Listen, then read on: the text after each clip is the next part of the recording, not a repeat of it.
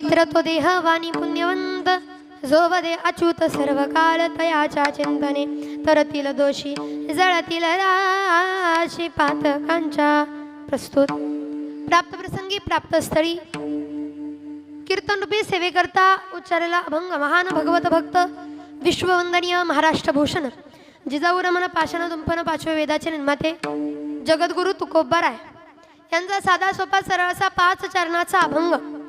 मात्र या 5 चरणाच्या अभंगामध्ये तुकोबाराय म्हणतात. अनेक ठिकाणी तुकोबारायांसारखे संत असे एखादी भूमिका मांडत असताना आपला विषय जगासमोर ठेवत असताना एका बाजूनी कधीच बोलत नाही. प्रत्येक माणूस नाण्याची एक बाजू पाहतो आणि निकाल जाहीर करतो, एक बाजू पाहतो आणि बोलायला लगेच सज्ज होतो. पण तुकोबारायांसारखे संत एक बाजू कधीच पाहत नाही, नाण्याच्या दोन्ही बाजू पाहतात आणि मग सांगतात. जे तुकोबाराय, जे साधू संत देहाला अपवित्र म्हणतात, घाण म्हणतात, खराब म्हणतात, नाशिवंत म्हणतात, सडलेला म्हणतात, त्याच देहाला तुकोबारायांनी अभंगात सांगितलं पवित्र तो देह. त्या देहाला महाराजांनी या अभंगात पवित्र म्हटलं. पण कुणाचा देह पवित्र? ज्याची वाणी पुण्यवान आहे. का वाणी पुण्यवान आहे? जो वदे अच्युत सर्व काळ अच्युताचं भगवंताचं नाम ज्याच्या हृदयात आहे, ज्याच्या देहात आहे, ज्याच्या वाणीत आहे, त्याची वाणी पुण्यवान आहे आणि त्याचा देह पवित्र आहे. का? कारण त्याच्या चिंतनानं काय होतं? तयाच्या चिंतने तरतील दोषी, दोषीच्या दोषी तरुण जातात आणि जळतील राशी पातकांच्या, पापाच्या राशी डोंगरच्या डोंगर जाग्यावर नष्ट होतात फक्त नामानं. बर, जो भजन करेल त्याच्यासाठी काय महाराज सांगतात? जो भजन करेल ना त्याच्याकरता जगाचा मालक त्याच्या मागे धावेल. देव इच्छा रज चरणाची माती, ज्यानं भजन पूजन केलं त्याच्या चरणाची माती आम्हाला मिळावी म्हणून देवानं प्रयत्न करावा. कारण जेव्हा आपण देवाचं भजन करतो तेव्हा देवामध्ये ना आपल्यामध्ये फरक राहत नाही.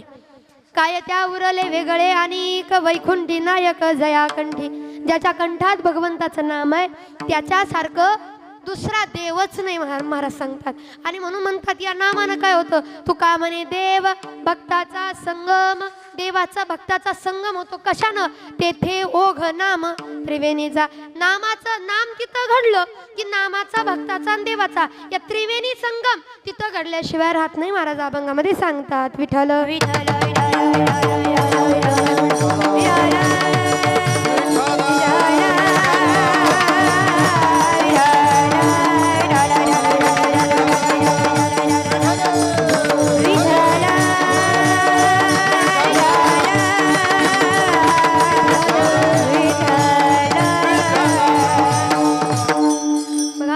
अभंगाचं चिंतन फार मोठं आहे, परंतु चिंतनाकडे वळण्यापूर्वी अल्पसा परिहार. आज सगळ्याला माहित आहे कशानिमित्त जमलोय, कशानिमित्त आजची कीर्तन सेवा आहे. पण वक्त्याचं कर्तव्य कशानिमित्त जमलं सांगून जावं. आज संपूर्ण असणारे देशमुख परिवार आणि या देशमुख परिवारातलं एक आधारवड, मायेची सावली, प्रेमानं प्रत्येकाला जवळ करणारं व्यक्तिमत्व, सगळ्याला आपलंसं, परका असो, आपला असो, जवळचा असो, लांबचा असो, सगळ्याला ज्यांनी आपल्या मायेनं फुलवलं, प्रत्येकाला आपल्या प्रेमानं जवळ करणारं व्यक्तिमत्व म्हणजे या ठिकाणी कैलासवासी दादासो भीमराव देशमुख यांच्या प्रथम पुण्यस्मरण वर्षश्राद्ध आणि वर्षश्राद्धानिमित्त आज असणारे त्यांच्या पश्चात त्यांची सगळी मंडळी त्यांच्या नावानं करत आहेत.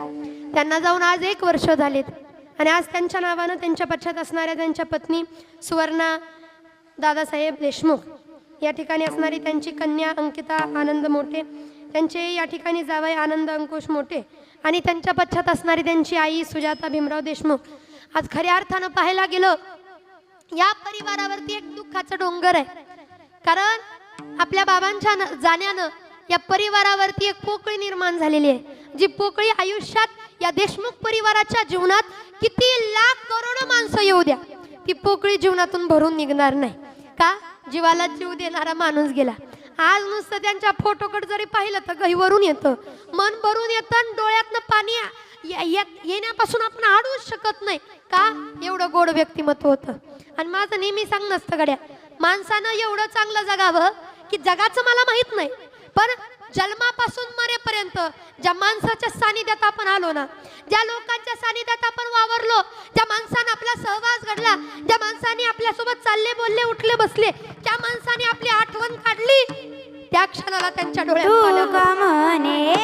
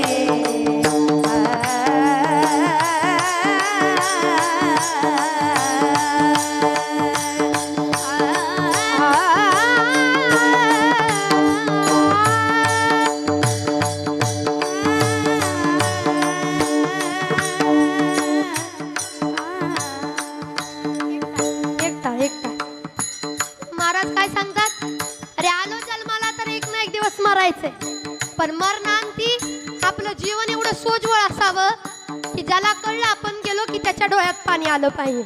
माणसाचं जगणं एवढं चांगलं असावं. अरे चालायला लागलो ना, 4 माणसांनी चालावं आपल्या बरोबर. आपण बसलो ना तर 4-2 माणसांनी येऊन आपल्यापाशी बसावं. आपण उठलो ना तर आपल्या माघारी कुणी बसण्याची हिंमत करू नये. आपण हसायला लागलो की आपलं हसणं ऐकून लोकांनी जवळ यावं.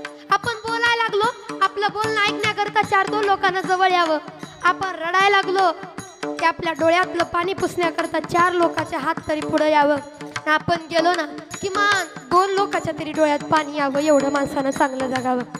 नाहीतर जन्माला आल्यानंतर काय हो, जेवढं कमवलं तेवढं इथं राहणार आहे, पण माणुसकीचं प्रेम मात्र इथून घेऊन जाणार आहे. आणि म्हणून महाराज सांगतात, तुका म्हणे एका मरणीची सरेन उत्तम चिवरे कीर्ती मागे, नावा रूपानं आठवणी रूपानं शिल्लक राहावं.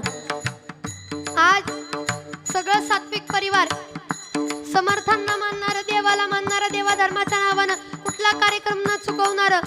आज देवाला प्रश्न करावासा वाटतो देशमुख परिवाराला, देवा अरे एका रात्रीत एका क्षणात हो त्याचं नव्हतं केलं की रे. चांगलं आमचं हस्त खेळतं परिवार. आज दादांच्या माघारी, बाबांच्या माघारी त्यांची आई आहे. त्या आईला, म्हातारी आईला काय वाटत असेल तुम्ही विचार करा.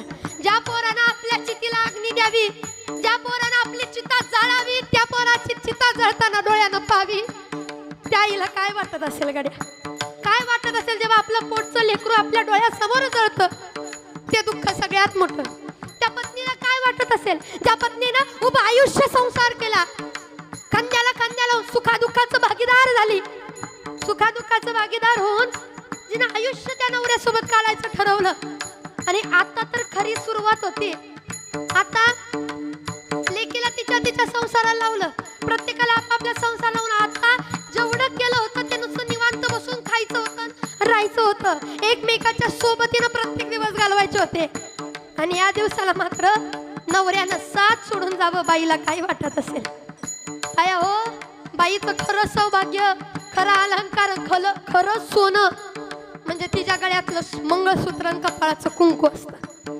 त्याच्या पेक्षा तिला जास्त प्रिय काही नाही. ती काही नको म्हणते. आपण सहज म्हणतो बायकांना सोनं लय आवडतं. माफी मागून बोलेल गड्या, बाईला सोनं तेव्हा आवडतं जेव्हा तिचा पती सोनं आणून देतो. नाहीतर बाईला तिच्या नवऱ्या पुढं सोनं प्रिय नाही गड्या, नाही सोनं प्रिय. बाईला सगळ्यात जास्त काय प्रिय आहे? सगळ्यात जास्त प्रिय काय असेल? तिचा धनी आहे, तिचं मालक. आणि मालकानं राहावं याच्याकरता प्रत्येक स्त्रीची देवाकडे प्रार्थना, देवा मला आधी मरण दे रे, मला मरण दे, मला सौभाग्याचं मरण दे, कपाळाचं कुंकू, गळ्यातलं मंगळसूत्र घेऊन मरावं असं वरदान दे. पण माझ्या नवऱ्याला माझ्या आधी लावू नको गड्या, त्यांच्या विना जगणं अवघड होईल. त्या पत्नीवर किती मोठं दुःख असेल जिचा नवरा डोळ्यासमोर निघून गेला. त्या पोरीवरती किती मोठं दुःख, ज्या पोरीनं माहेरात यावं बापाचं तोंड पाहण्याकरता. बाबाला म्हणा, बाबा यंदा एवढी वारी झाली ना, येते बघा, ते झालं ना, येते पहा म्हणावं. आज त्याच बापाच्या दारात सुन वाटेल गड्या. का यावं कोणासाठी? आई आतुरतेने वाट पाहते, पण आईच्या पाठी मागून होय ग तायडे, अगं हे केलं का, ते केलं का, प्रेमानं विचारपूस करणारी बापाचा चेहरा तर नाही ना तिथं. पण त्या पोरीला काय वाटत असेल? आज पोरासारखा जीव लावणारे जावाई त्यांना मिळाले. आज जावाईनं म्हणावं, आत्या तुम्ही काळजी करू नका, सासरे कमी बापासारखा जीव लावला, सगळी माझी मंडळी माझ्या माणसांनी एवढा जीव लावला, त्यांच्यासाठी करू आपण जेवढं जमेल तेवढं करू. सगळ्या माणसांनी जीव लावून प्रेम लावून करावं. पण तुम्ही विचार करा, सगळ्यात मोठं दुःख त्या देशमुख परिवाराला, कारण जीवाला जीव लावणारा माणूस गेला, आपला माणूस. अहो साध्या प्राण्याला जीव लावला, प्राण्याला काय झालं तर डोळ्यात आपल्या पाणी येतं. आपला जीवाभावाचा माणूस गेल्यानंतर माणूस का खचणार नाही, का खचणार नाही? पण मला असं वाटतं त्यांचं जीवन कसं होतं मला माहित नाही. कसे वागत होते, कसे बोलत होते, कसे चालत होते, त्यांचं वागणं बोलणं मला माहित नाही. पण ताई सांगेल गड्या, आज तुमच्या डोळ्यातलं पाणी सांगतं त्यांचा स्वभाव काय आहे. तुमच्या डोळ्यातलं अश्रू सांगतात की त्यांनी आयुष्यात काय केलं, ते कसे जगले आणि कसे वागले. माणूस मेल्यानंतर सुद्धा जर त्याच्या नावानं डोळ्यामध्ये पाणी येत असेल, त्याच्यावर कळतं त्याचं प्रेम काय, त्याची माणुसकी काय. आणि म्हणून माणसाने एवढं चांगलं जगावं, रडावं रे रडावं आपल्या गावानं. उत्तम जीवरे कीर्ती मागे उत्तम जीवरे कीर्ती मागे हेरती माई ग दुःखाचे जननी हेरती माई ग दुःखाचे जननी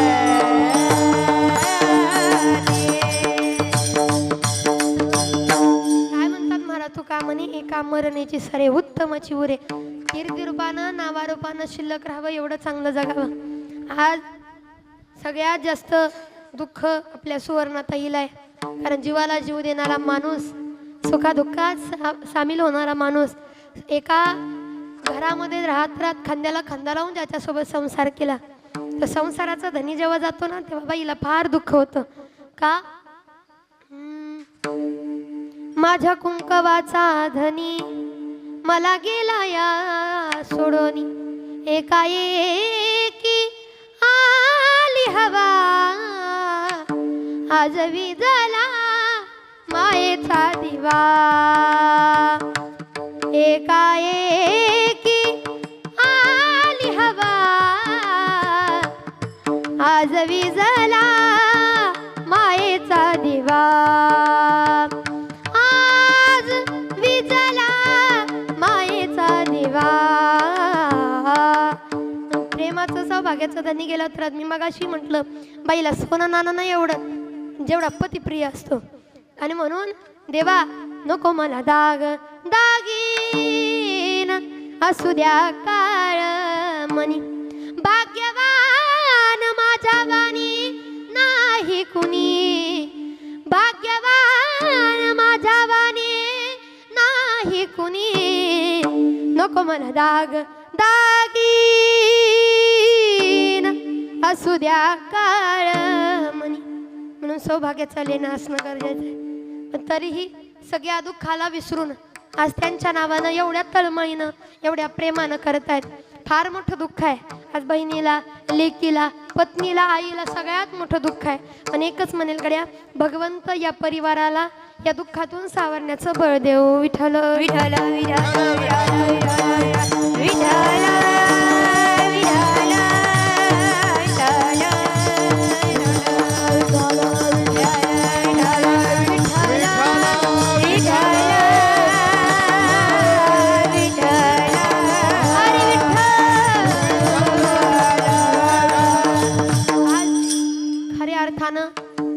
बाबांना सुद्धा वाटत असेल याजसाठी केला होता अट्टहास शेवटचा दिवस गोड व्हावा।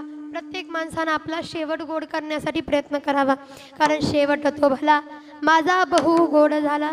आज या न्यायानं खऱ्या अर्थानं बाबांचा शेवट गोड झाला म्हणता येईल कारण त्यांच्या नावानं तळमळीनं आज या ठिकाणी कीर्तन सेवा होते त्यांच्या नावानं कीर्तन सेवा घडते। आज खऱ्या अर्थानं जेवढं भाग्य आपल्या सर्वांचं आहे तेवढंच भाग्य कार्यालयाचं सुद्धा म्हणावं। ज्या कार्यालयामध्ये आजपर्यंत लग्नाचे कार्यक्रम होते त्या कार्यालयात आज कीर्तनाचा सुद्धा कार्यक्रम आहे। आज सुंदर असे असणारे संपूर्ण श्रोते मंडळी संपूर्ण देशमुख परिवार आदी करून असणारे संपूर्ण टाळकरी मंडळी माझ्यापेक्षा वयानं ज्ञानानं अधिकारानं मोठे असणारे संपूर्ण मंडळी गायनाचार्य या ठिकाणी दादा आहेत ताई आमच्या या ठिकाणी बाबा आहेत विनकरी भाऊ या ठिकाणी आहेत आप्पा आहेत नाना आहेत सुंदर असे चोपदार बाबा आहेत सगळे असणारे मंडळी सगळे माझे आजोबा लोक ज्यांनी मला लहानाचं मोठं होताना पाहिलेले आबा अण्णा भाऊ सगळे या ठिकाणी काका या ठिकाणी आहेत आदी करून असणारे संपूर्ण मंडळी या ठिकाणी सुंदर असे कीर्तनाला साथ करणारे श्रीराम गुरुकुल अकलूज या ठिकाणी उपस्थित आहेत। सुंदर असे मृदुंगाला साथ करणारे मृदुंगाचार्य दादा या ठिकाणी सुंदर अशी साऊंड सिस्टीमवाले दादा या ठिकाणी आहेत आणि ज्यांचं आपल्याला विशेष सहकार्य म्हणजे वारंवार आपलं कीर्तन पाहता यावं म्हणून या ठिकाणी यूट्यूबवरती जे कीर्तन आपल्याला हे मिळणार आहे असे असणारे यूट्यूब चॅनल ज्यांचा सुंदर असा आहे रंग कीर्तनाचा असे असणारे आमचे केतन दादा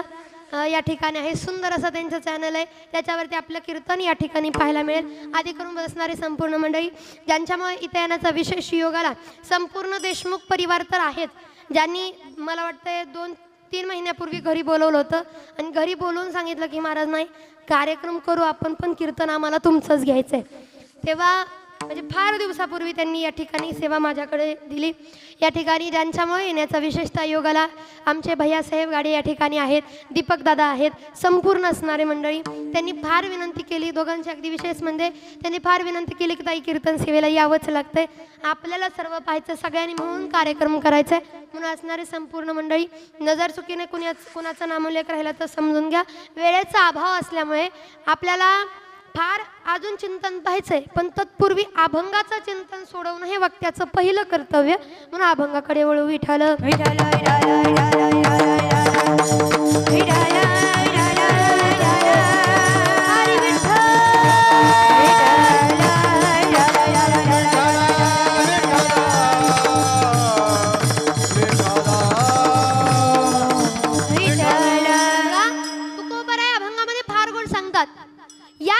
लोकांमध्ये जन्माला आल्यानंतर साऱ्या साधू संतांना मिळालेल्या देहाला काय सांगितलं? हा देह नाशिवंत मळमूत्राचा बांधा, वरी चर्म घातले रे कृमी कीटकांचा चांदा, रव रव दुर्गंधी रे अमंगळतीचा बांधा. काय म्हणतात? याच्यासारखा देह अपवित्र दुसरा नाही, कारण शरीर रोगाचे, शरीर दुःखाचं कोठार आहे, रोगाचं भंडार. याच्यासारखं अपवित्र दुसरीकडे कुठं नाही. आता ज्या देहाला अपवित्र म्हटलं त्या देहाला चांगलं का म्हणावं? अपवित्र म्हणायला गेले असं सांगितलं, नाशिवंत देह नासेल हा जाणार का रे उच्चारी ना राम नाम. नाशिवंत देह जाणार सकळ. आणि या देहाचं असं सांगितलं, या देहाचं असं आहे, क्षणभंगूर नाही बरवसा, क्षणभंगूर नाही बरवसा, वारे जावन सोडा मायाचा, काही नसले मग गळा पडला पासा, पुढे हुशार थोर आहे होळ जागा, पुढे हुशार थोर आहे होळ जागा, राम राम स्वराधी, राम राम स्वराधी.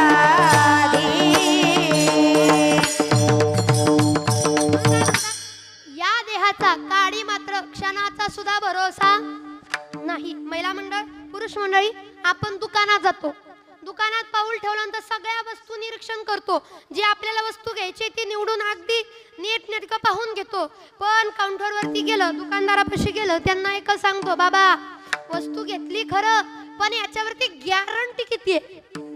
काय म्हणतो? याच्यावरती गॅरंटी किती आहे? साधी कुठली बारक्यातली बारकी मोठ्यातली मोठी वस्तू जरी घ्यायची म्हटलं तर त्याच्या आपण काय विचारतो? गॅरंटी किती आहे, वॉरंटी आहे का, गॅरंटी आहे का? आणि दुकानदार जर म्हटलं 1 वर्षाची गॅरंटी आहे, चला, आणि लगेच माई पदर खोसते म्हणते 1 वर्षात जर बिघाड झाला, दुकानदार तुमच्याकडे मिक्सर नेते खरं, पण 1 वर्षाची गॅरंटी दिली आणि 1 वर्षात जर बिघाड झाला काय करायचं?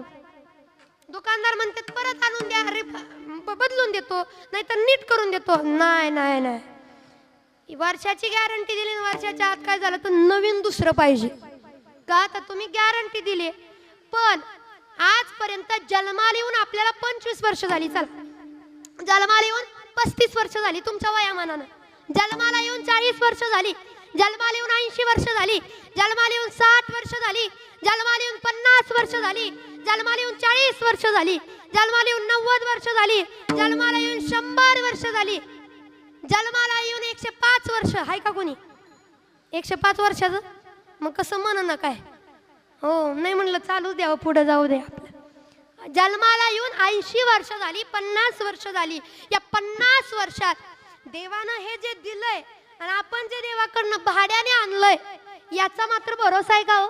याची गॅरंटी आहे? बरं चला, देवानं दिली गॅरंटी 100 वर्षाची. किती वर्षाची? 100 वर्षाची. पण माणूस 100 वर्षापर्यंत जगत नाही. अहो 25व्या वर्षीच काहीतरी होतंय, 35व्या वर्षीच काहीतरी होतंय. चांगला माणूस, तंदुरुस्त माणूस चालता चालता दुखायला लागते, चालता चालता अटॅक येतोय, चालता चालता काही ना काही होतंय. किडनी तरी बाद हो, हृदय तरी बिघाड हो, मेंदूला तरी काहीतरी हो, डोळ्यांना काय हो, कानांना काय, सारखं याचं काही ना काय चालू आहे. म्हणून आपण देवाकडे गेलो का, देवा 100 वर्षाची गॅरंटी दिली, पण आधी मध्येच हे इंजन जरा हे झालंय, मग इंजन बदलून दे, दुसरं दे, म्हणता येतंय? नाही म्हणता येत. पण या देवाची चूक नाही, आता आपली चूक आहे. काय माहिती का, देवानं 100 वर्षाचंच आयुष्य दिलंय, पण आपलं 100 वर्षाचं आयुष्य असंच गेलं. कसं? आपलं आयुष्य थोडं थोडं राहिलं. का राहिलं? अल्प आयुष्य मानव देह, शतगणिल ते अर्धरात्र खाय. अल्प राहिलं. का राहिलं? निमायुष्य झोपण्यात गेलं, निमायुष्य खाण्यात गेलं, निमायुष्य भांडण्यात गेलं, निमायुष्य गाण्यात गेलं, निमायुष्य ह्याच्या त्याची भांडणं सोडवण्यात गेलं, निमायुष्य याच्या त्याच्या चाड्यात चुगल्या करण्यात गेलं. आणि त्यात तर लय आयुष्य गेलंय. दुसऱ्याच्या घरात काय चाललंय हे बघायची काय गरज आहे हो? दुसऱ्याची भांडणं कशी लागते? एक मध्ये एक डायलॉग एक फेमस होता बघा, की दुसऱ्याच्या घरात लागलेली भांडणं आपल्याला लगेच कळतात. दुसऱ्याची पोरगी पळून गेलेली आपल्याला लगेच कळते.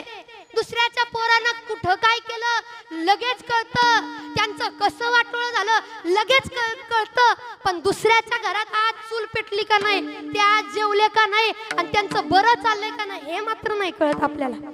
लोकांचं चांगलं कळत नाही, लोकांचं वाईट झालेलं मात्र लवकर कळतं.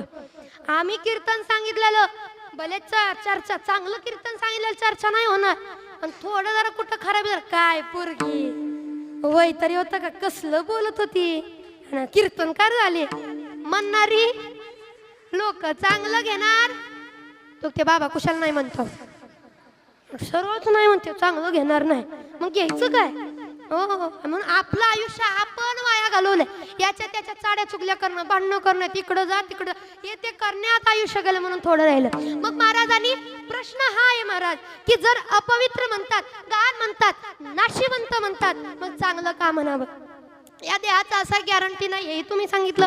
कारण क्या भरोसा है इस जिंदगी का, क्या भरोसा है इस जिंदगी का, साथ देती नहीं, साथ देती नहीं किसी का, क्या भरोसा है इस जिंदगी का, क्या भरोसा है इस जिंदगी का. कारण जिंदगी एक किराए का घर है, एक ना एक दिन बदलना पड़ेगा. मौत जब तुझको आवाज देगी, घर से बाहर निकलना पड़ेगा. जिंदगी एक किराए का घर है, एक ना एक दिन बदलना पड़ेगा. कारण चढ़ता सूरज धीरे धीरे ढलता है ढल जाएगा, चढ़ता सूरज धीरे धीरे ढलता है ढल जाएगा, ढल जाएगा, ढल जाएगा. जाणारा देह पुढे दिसतोय आपल्या, पण तरी माणूस वाया घालून घडी घडी काळ वाटयाची पाहे, घडी घडी काळ वाटयाची पाहे.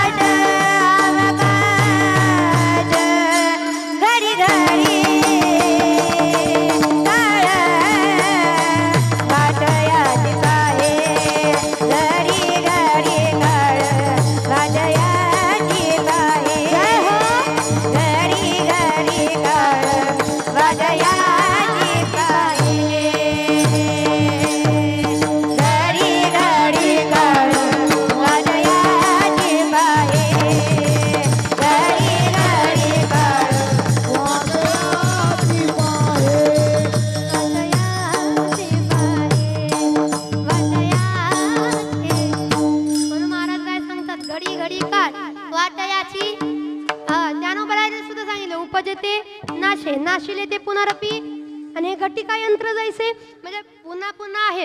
मग महाराज जर देह अपवित्र आहे जाणार आहे नाशिवंत आहे तर हा देह नाशिवंत म्हणणारे महाराज तो देह पवित्र कसा, हा देह नाशिवंत म्हणणारे तो देह पवित्र कसा, तर तो देह पवित्र कुठला, ज्याच्या देहानं भगवंताचं भजन केलं. आणि म्हणून महाराज काय सांगतात, याचं देही घडे देवाचे भजन याच देही घडे देवाचे भजन याच देही घडे देवाचे भजन याच देही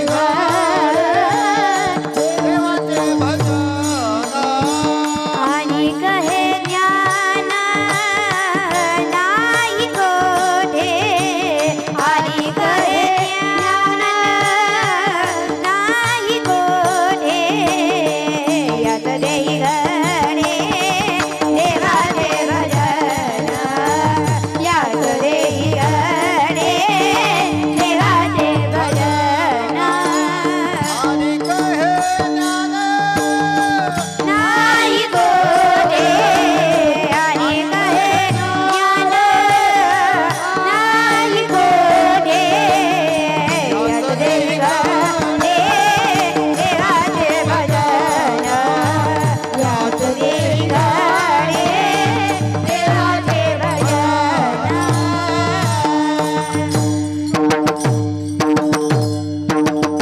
महाराज सांगतात याच देहानं काय करणार आहे देवाचं भजन, या देहानं भजन आणि या वाणीनं पुण्यवान तेव्हाच वाणी होईल जेव्हा काय करेल वाणीनं भगवंताचं भजन. म्हणून वाणीला दुसरं काही काम लावू नका मुखाला.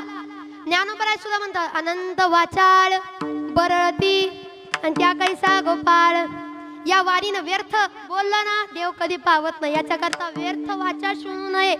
सुभाषितकार संस्कृतकार का सांगतात काय, मौनम सर्वार्थी साधनम. काय म्हणतात, गप्प बसणं नीट गप गुणानं जे होतंय ते पाहणं. तू का म्हणे उगीच राहा आणि होईल ते. पण वाणीला जर आपण व्यर्थ व्यर्थ बोलत गेलो त्या वाणीनं देव नाही पावत. अहो ज्या वाणीनं विठ्ठल विठ्ठल म्हणावं त्या वाणीनं शिव्या जर दिल्या देव कसा प्रसन्न होणार आहे. हरी मुखे मना हरी मुखे मना हरी मुखे मना हरी मुखे मना हरी मुखे मना हरी मुखे मना हरी मुखे मना हरी मुखे मना हरी मुखे मना हरी मुखे मना हरी मुखे मना हरी मुखे मना हरी मुखे मना हरी मुखे मना काय हो हरी मुखे मना हरी मुखे मना पुण्याची गणना कोण करी पुण्याची गणना कोण करी हरी मुखे मना हरी मुखे मना हरी मुखे मना हरी मुखे मना हरी मुखे मना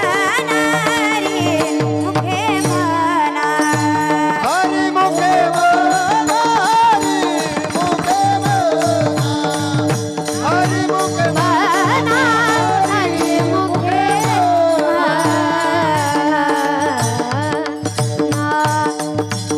काय म्हणतात या मुखाने, हरी मुखे मना हरी मुखे मन. आता नाथ बाबांनी सुद्धा त्यांच्या हरिपाठात काय सांगितलं, नामाविन मुख सर्पाचे ते बीळ आणि जीवा नवे काळ सर्प आहे. ज्या मुखामध्ये भगवंताचं नाम नाही ते मुख तरी काय कामाचं आहे हो. म्हणून या मुखानं भजन करावं. या जन्मात भजन केलं तर ठीक, नाही तर पुढल्या जन्मात मुका झालो. या जन्मात भजन ऐकलं तर ठीक, नाही तर पुढल्या जन्मात बैरा झालो या जगी बैरा झालो बैरा झालो या जगी. नाही नाही प्रकरण लय मोठं आहे.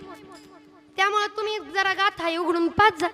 वारीत गेलं नाही सगळं ऐकायला मिळतं, पण वारीत गेलं की हो. नाही पण तुम्ही म्हणसाल महाराज आम्हाला सांगताय, तुम्ही लोका सांगे तो तो तो तो कशी म्हणतात ब्रह्मज्ञान. मग त्यांचं म्हणणं आम्ही सांगतो ना, आम्ही इथं कसं नाही. सगळ्या लेकरांना तिकडं गेलं, इकडं पण कोणीतरी पाहिजे का नाही, इकडं पण पाहिजे बरं. आता पहा की म्हणून मुखानं भजन करावं, या देहानं भगवंताचं भजन केलं, या वाणीनं भगवंताचं भजन केलं पुण्यवान आहे. या देहावरती पवित्र अशी तुळशीची माळ घातली ना, हा देह पवित्र होईल. पण घातली तर पण आजकाल प्रॉब्लेम लोकांचा असा आहे, करणाऱ्याला करू देत नाही आणि ज्यानं केलं त्याला नाव ठेवल्याशिवाय गप बसत. इकडं मी बोलणार नाही, इकडं जरा मला अनुभव जास्त आहे. इकडच्या पेक्षा एका इंसान जरा जास्त असतं इकडं. मी तुमच्यातलीच आहे म्हणून मला माहित आहे, मी काय वेगळी नाही, मला माहित आहे लय आपण.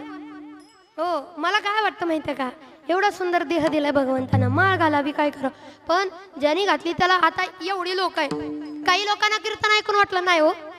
काय पोरगी सांगत होती, किती तळमळीने म्हणत होती, महाराज देहाला पवित्र करायचं असेल तर पवित्र अशी तुळशीची माळ घाला आणि देवाला म्हणा गळ्यामध्ये माळ दे, हातामध्ये टाळ दे, गळ्यामध्ये माळ दे, हातामध्ये टाळ दे, देवा मला एक तरी अशी संध्याकाळ दे, देवा मला एक तरी अशी संध्याकाळ दे, संगीताचे ज्ञान दे, कंठामध्ये तान दे, तुझे गीत गाता यावे ऐसे वरदान दे, गळ्यामध्ये माळ दे, हातामध्ये टाळ दे, गळ्यामध्ये माळ दे, हातामध्ये टाळ दे, देवा मला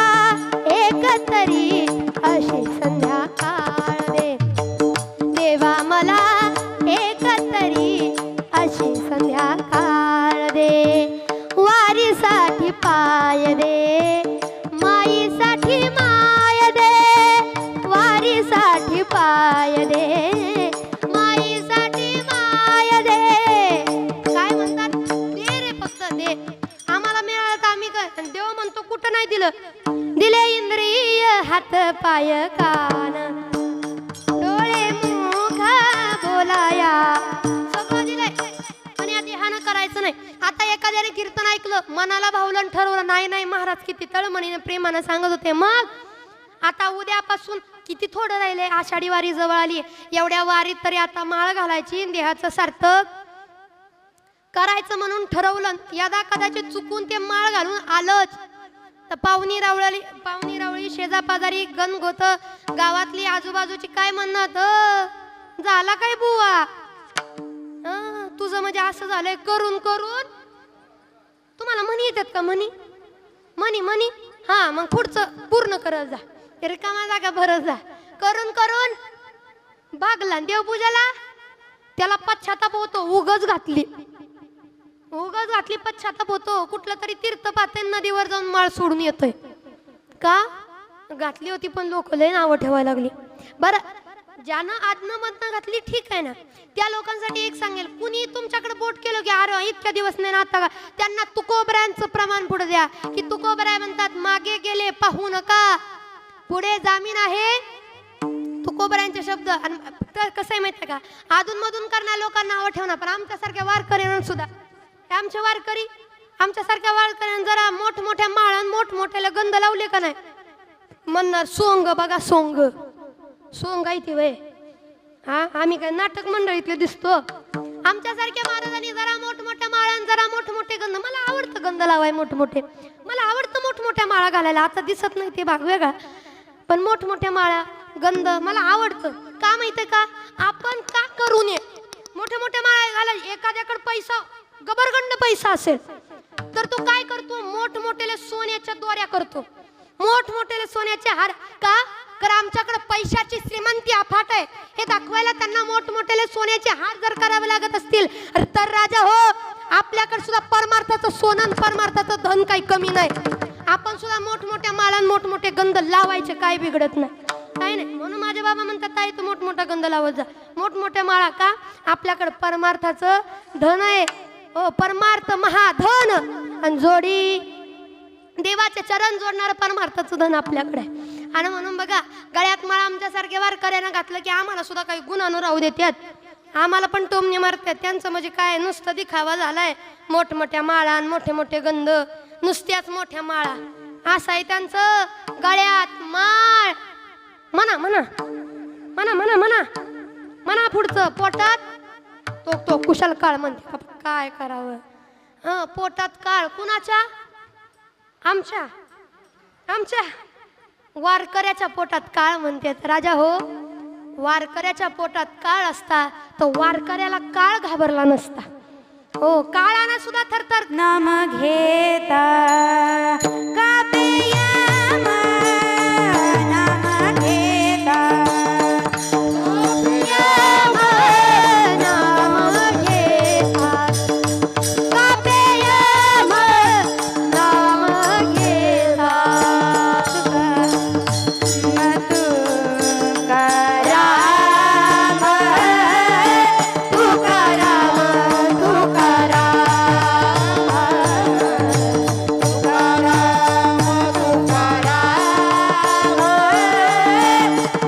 घेता कापे यम, नाम घेता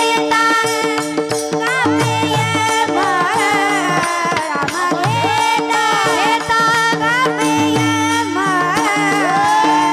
नाम घेता कापे यम,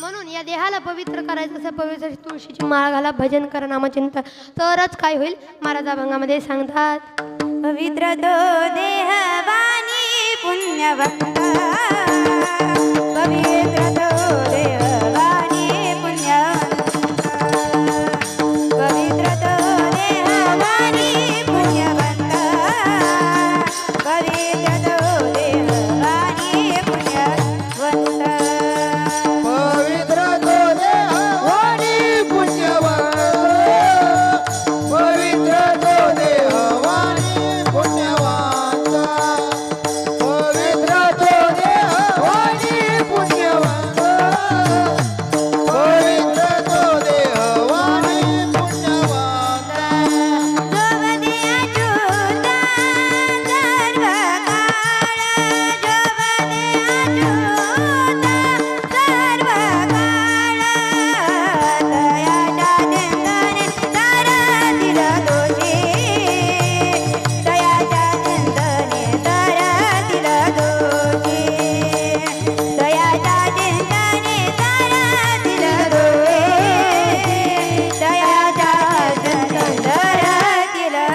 जोवदे अच्युता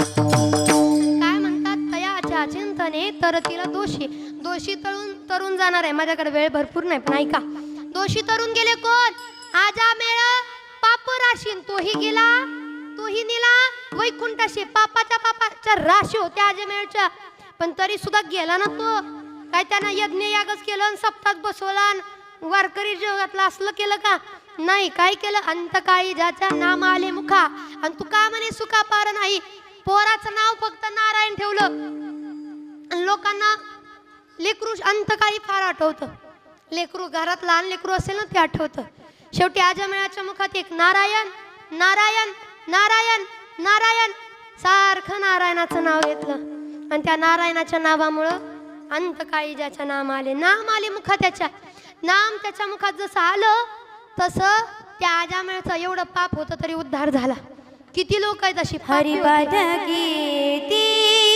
मुखी जरी गाय हरिपाठ कीर्ती मुखी जरी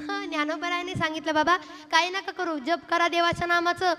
आता बऱ्याच मंडळी आमच्या अशा जप करायला बसतेत, राम राम राम राम श्रीराम श्रीराम श्रीराम समर्थ श्रीराम समर्थ श्री स्वामी समर्थ, काही तुमचा मंत्र असेल तो असं जपायला बसलं ना, आपलं लक्ष मन ध्यान सगळं कुठं पाहिजे, कुठं कुठं. अजून एक डायलॉग फेमस आहे बघा, मला तसे डायलॉग मारू वाटत नाही पण आठवतात मला, की पैसे मोजताना मन इकडं तिकडं जात नाही, पण माळा जपताना मन इकडं तिकडं जातोच. जातं म्हणजे जातं. लोकांची भांडणं ऐकताना मन इकडं तिकडे जात नाही, लोकांच्या गप्पा ऐकताना मन इकडं तिकडे जात नाही, पण कीर्तन ऐकताना मात्र मन इकडं तिकडं जातच. कुणाच्या आयुष्यात काय चाललंय हे पाहायला मात्र मन एका जागी असतं, पण आपलं आयुष्य कसं सुधरवता येईल हे पाहायला मात्र मन एका जागी राहत काय उपयोग आहे. राम राम राम राम राम राम छकुले पाणी काढ ग, राम राम राम राम राम राम राम राम. अगं सुनबाई उठ की, दिवस कुठं आलाय. काय चाललंय, देवाची माळ हातात आहे आणि असलं म्हणलं जमेल का. मी फक्त यांनाच नाव ठेवते असं नाही, तुम्हाला बरं का. भजनात बसलं की असलं भजन करायचं, लोकांना बघत राहिलं पाहिजे. भजनात न उठलं त्यानं असं केलं आणि ते शिव्या देऊन, हो शिव्या या असल्या बाबा बाबा बाबा, यांच्याकडे बघितल्या वाटतं हे वारकरीच आहेत का. हो मग किती अवघड आहे, ह्याचाही विचार केला पाहिजे गड्या. भगवंताचं भजन, कारण भगवंताचं भजन एक मात्र तारणार आहे कशातनं, तरणे तरती हा भरवसा नामधारकाचा ठसा. गीतेमध्ये सांगतात तुम्ही माझं भजन केलं तेषामहं समुधरता मृत्यू संसार सागरात भवामि न चिरात् पार्थं मय्या वेशित चेतसा. गीतेमध्ये भगवान श्रीकृष्ण स्वतः सांगतात तुम्ही माझं भजन करा राजा, हो मी तुम्हाला तारून नेईन. आणि म्हणून महाराज सांगतात त्या भजनानं काय होतं, तयाच्या चित्ताने तरतील दोषी, तयाच्या चित्ताने तरतील दोषी.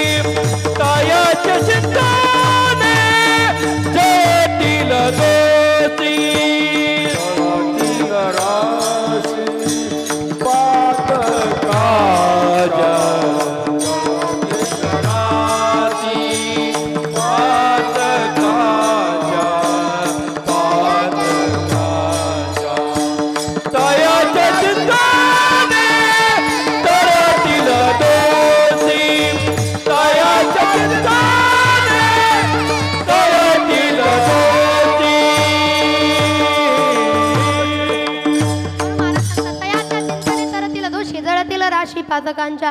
पुढे महाराज म्हणतात देव इच्छा रज चरणाची माती, या चरणाची माती मिळावी म्हणून देव सुद्धा इच्छा करतात. काय इच्छा करतात बघा, काय इच्छा करतात, देवाचं भगवान श्रीकृष्णाचं डोकं दुखायला लागलं, डोकं दुखायला लागलं म्हणून नारद मुनीला सांगितलं जा उपचाराकरता कोणाला तरी घेऊन या. सगळ्यांना वैद्यांना पाहिलं काही उपयोग नाही, डोकं गरम झालंय दुखायला लागलंय. मग भगवान श्रीकृष्णानं नारद मुनीला सांगितलं जो माझं भजन करेल त्याच्या पायाची माती आणून माझ्या कपाळाला लावा, बरं वाटेल मला. गेले वृंदावनात गेले, तिथल्या गोपाळांना मागितली माती, गोपाळ म्हणले दिली असती पण आपल्या पायाची माती देवाच्या कपाळाला लावणं म्हणजे आपल्या 10 पिढ्या नरकात जाणं, आम्हाला नाही जमायचं. त्यांच्या सगळ्या पाहुणे रवळ्यात मित्र कंपनी सगळ्याला विचारलं, कुणीच द्यायला तयार नाही कारण नरकात जातील. मग यमुनेच्या डोह्यावरून येत असताना, यमुने काठावरून येत असताना तिथं कवळणी पाणी भरत होत्या. लांबनं नारद मुनीला पाहिलं, का हो नारदा काय काम काढलं, तुम्हाला सांगून काय कळायचं म्हणे. अहो सांगा तरी, नाही म्हणे देवाचं डोकं गरम झालंय, देवाचं डोकं दुखतंय. मग ते दुखणं घालवण्याकरता उपचार करायचे. काय करायचे?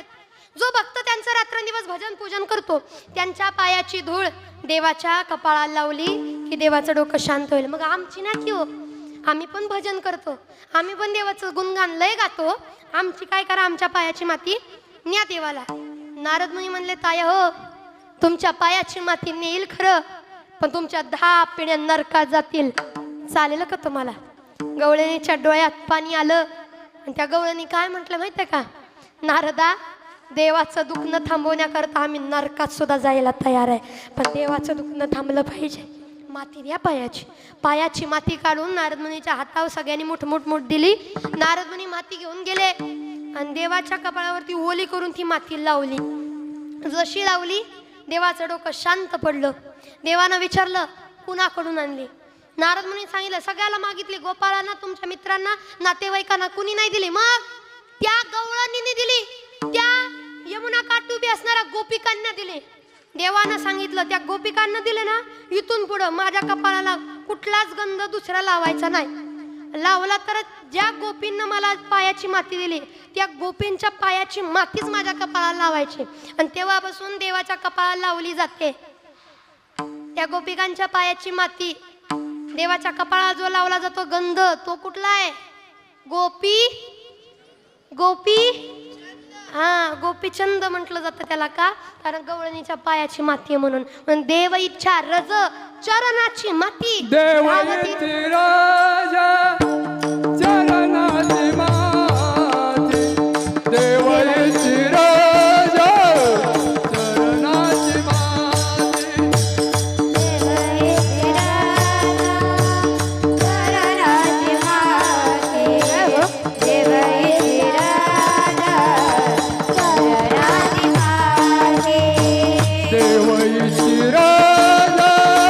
चरणाची माती, देवयती राजा चरणाची माती, देवयती राजा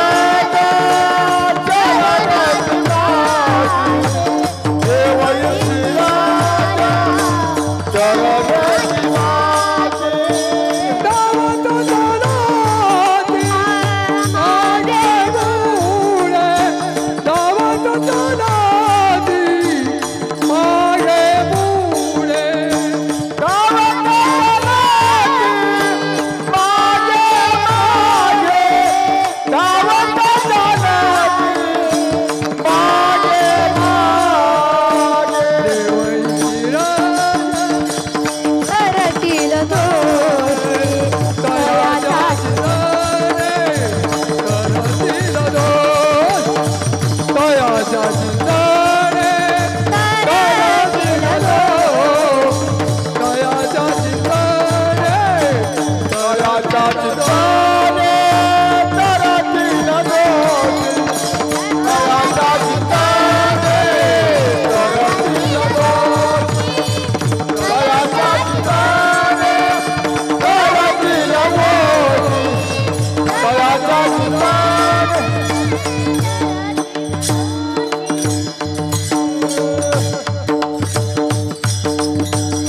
देव इच्छा रज चरणाची माती, धावत चालती मागे मागे. पुढे महाराज सांगतात की बाबा हो, काय त्या उरले वेगळे आणि तुमच्यात आणि देवात फरक राहणार नाही. कारण देव होईन जे म्हणती ते देवची, कारण चराचरात देव आहे. देव आहे, देव आहे, देव आहे, देव आहे. हृदय मंदिरी शोधून पाहे, देव आहे, देव आहे, देव आहे, देव आहे, देव आहे. मग तो सापडण्याकरता काय करावं? तर भजन करावं. हातानं टाळी, मुखानं नाम, विठोबा रखुमाई, विठोबा रखुमाई, विठोबा रखुमाई. तुका म्हणे देव भक्ताचा संगम. देवाचा भक्ताचा संगम कुठं होतो? जिथं नाम आहे तिथं देवाचा आणि भक्ताचा संगम होतो. म्हणून नाम जिथं आहे तिथं तिथं देव आणि भक्त आहेत. आज इथं सुद्धा जिथं जिथं कीर्तन आहे तिथं तिथं देव आहे, तिथं तिथं भक्त आहे. म्हणून प्रथमतः नामाचा संगम घडणं फार गरजेचं आहे. आता बघा, नामाचा संगम जर असेल ना, कसली संकट देव दूर सारतून भक्ताला जवळ करतो.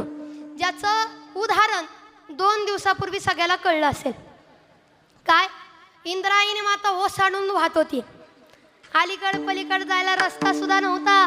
वारकऱ्याला सांगितलं येऊ नका आळंदीला, प्रस्थान होणार हो आम्ही करतो, निम्या रस्त्यात आल्यानंतर मग सगळे आम्हाला पुण्यापासून खाली या म्हणून सांगितलं होतं. पण जिथं ते म्हणतात ना, देव तारी त्याला कोण मारी. देवाच्या मनात आलं नाही नाही माझ्या वारकऱ्याला आळंदीला बोलवायचंय, म्हणजे एका रात्रीत पाणी कमी झालं, एका रात्रीत. बरं का? लैल वारकरी म्हणत होते, अलीकड ये मला पलीकडने पांडुरंगा, नदी भरली चंद्रभागा. अलीकड ये मला पलीकडने पांडुरंगा, नदी भरली चंद्रभागा.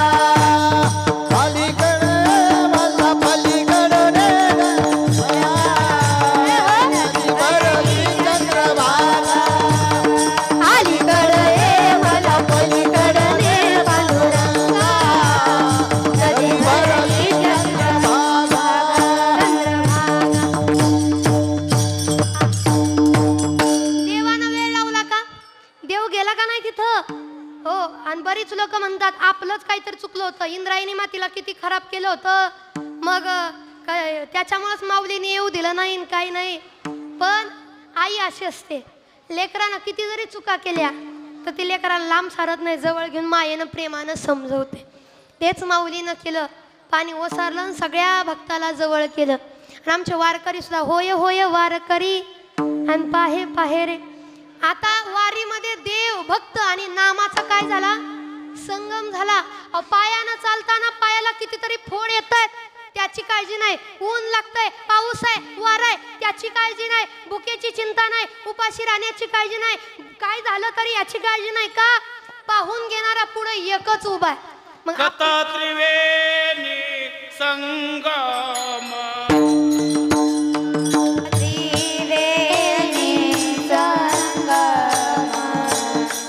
देव भक्त आणि नाम, देव भक्त आणि नाम. तेचे उत्तम, तेचे चरण राज वंदिते,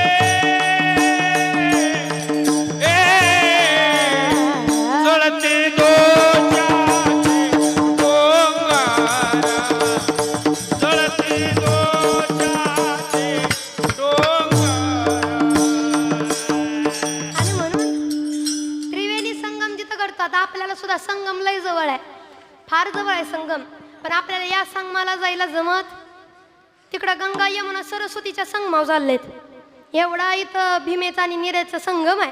संतांचं चरण या नदीला आपल्याला लागलेलं आहे. पण तिथं त्या संगमावर जाऊ वाटत ना, आपलं तिकडं पळतोय आपण. कसं व्हायचं हो? मग वारकरी सगळे संगम होण्याकरता पंढरपूरला चाललेत. का? पंढरपूर म्हणजे काय आहे?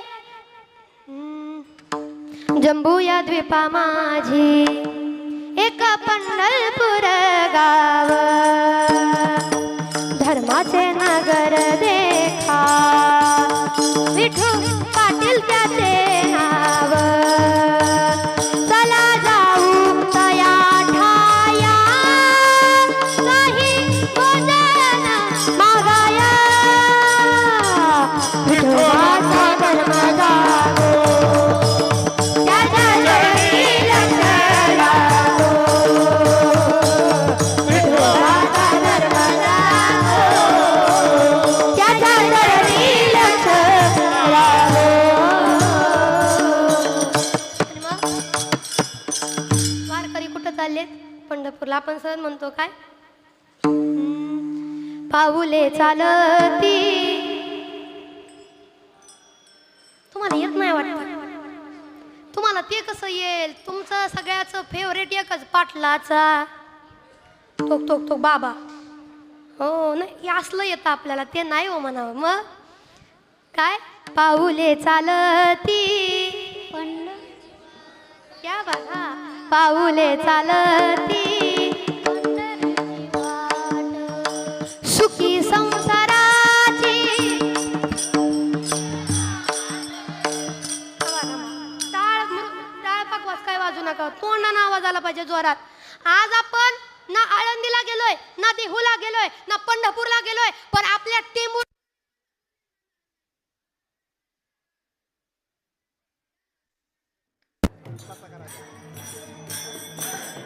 चालती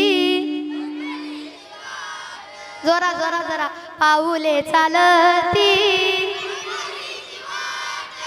सुखी संसाराची सुखी संसाराची पाऊले चालती पाऊले चालती. किती भारी हो चालतायत चालतायत ना थकवा ना टेन्शन काहीच नाही कारण त्याला वारकरी म्हणतात हो. वारकऱ्यासारखा आनंद दुसरीकडे कुठं नाही ना वारीसारखा आनंद माणसाला कुठंच भेटत नाही म्हणून जन्माला आल्यानंतर एकदा तरी वारीला जावं वारीला जावं प्रेमानं म्हणावं चला वारीला.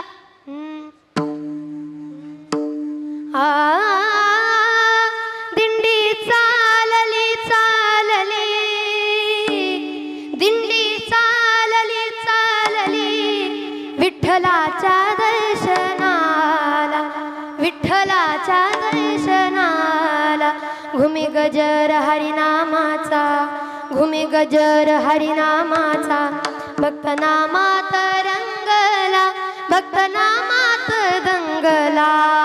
दिंडी चालली हो दिंडी चालली चालली विठ्ठलाच्या दर्शनाला विठ्ठलाच्या दर्शनाला.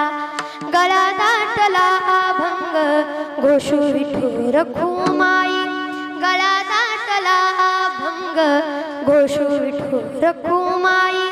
अनवनी पाऊलाना कष्ट जाणवेना काही अनवनी पाऊलाना कष्ट जाणवेना काही.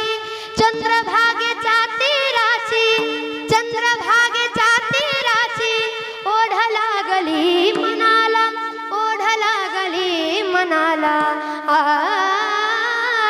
दिंडी चालली चालली विठ्ठलाच्या दर्शनाला.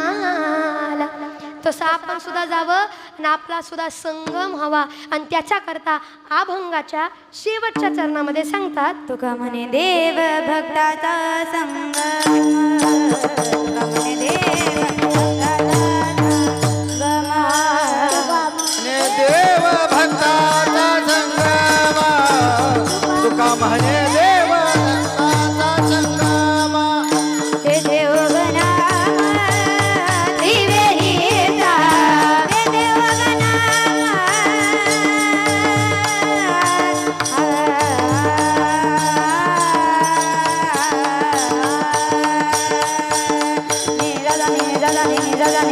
रे रे रे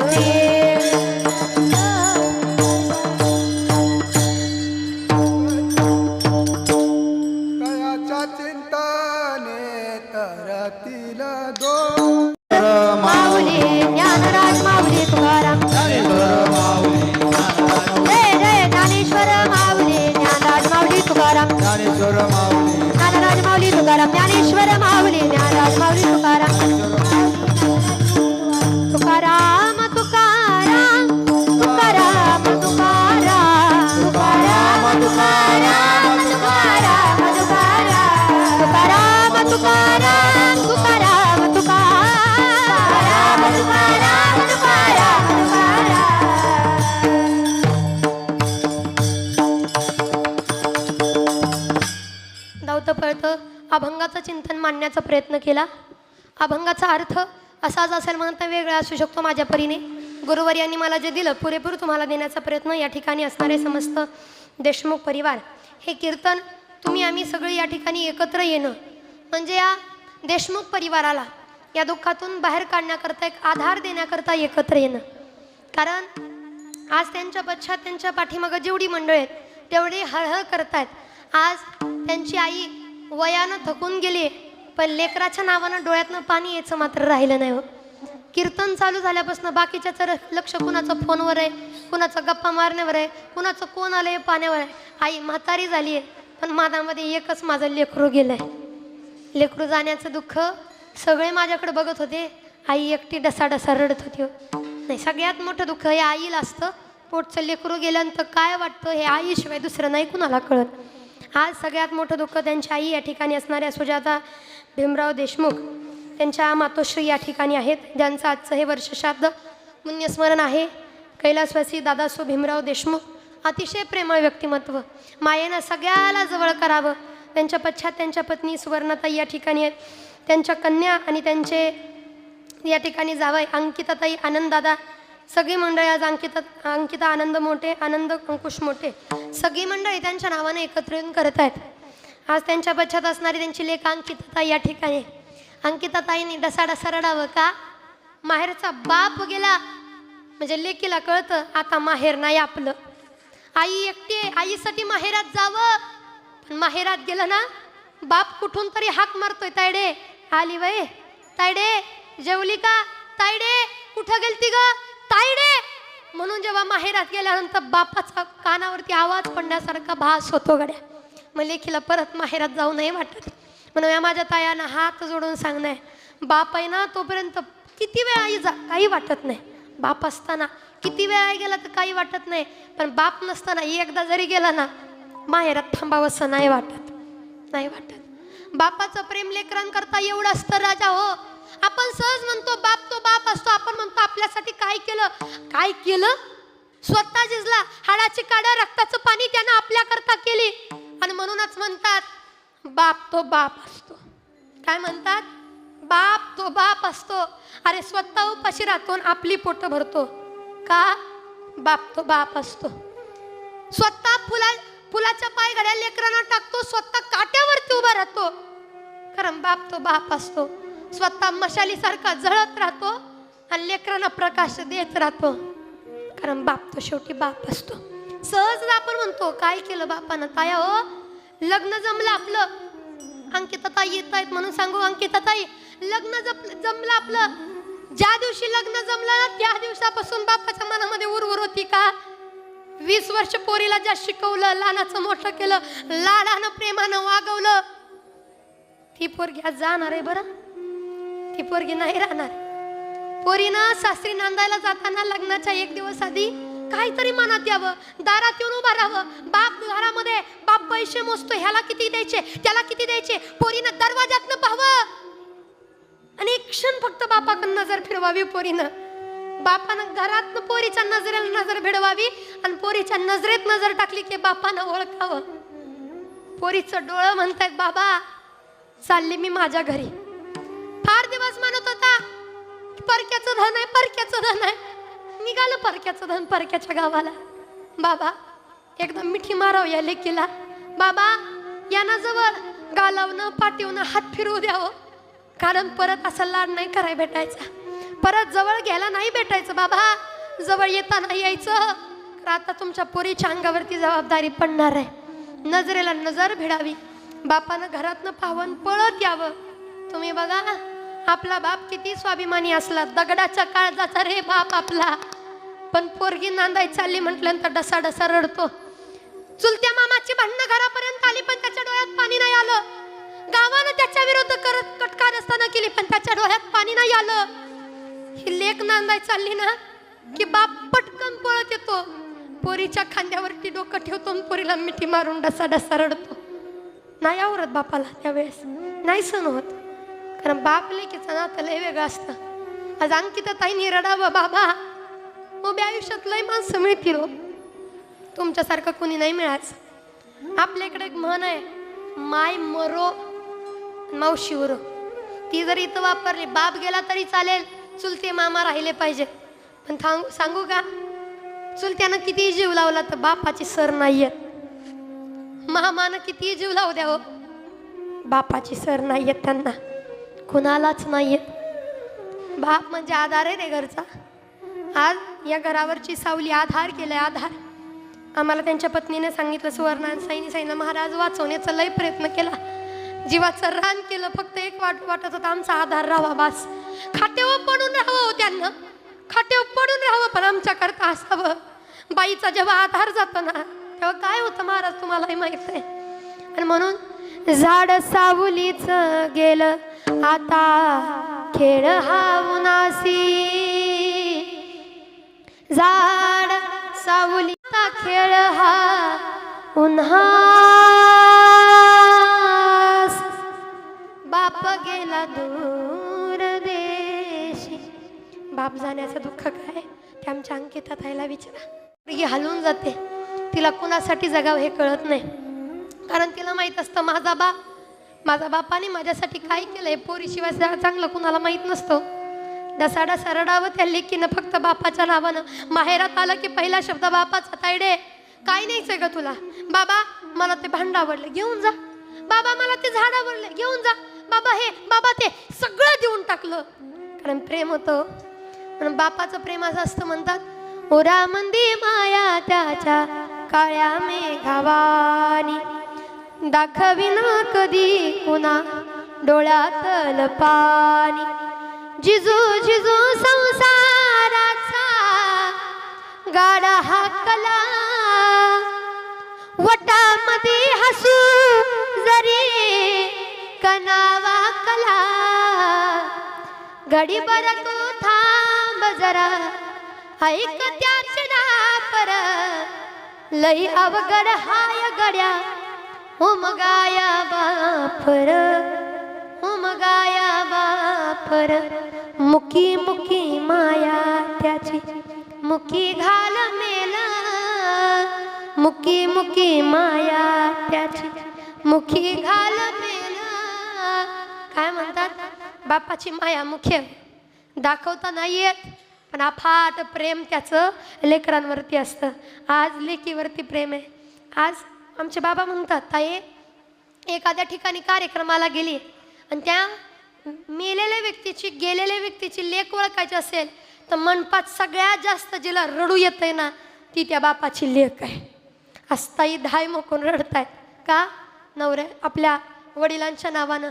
नवऱ्याला म्हणा होय हो, आज वडील नाहीत, आज काय काय दुःख त्या लेकीवरती असेल, काय दुःख त्या पत्नीवरती आहे, काय दुःख त्या बहिणीवरती ज्यांच्या सानिध्यात तो माणूस वावरला.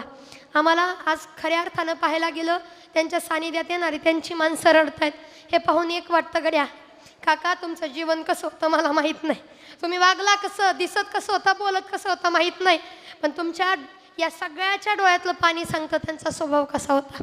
कारण आजकाल लोकाच्या नावानं खिल्ली उडवणारी लोक लय आहेत आणि रडणारी लोक कमी आहेत. पण आज ही रडणारी माणसं जी कमवून ठेवलेत हे खरं त्यांचं धन आहे. म्हणून जाता जाता एकच म्हणेल, गड्या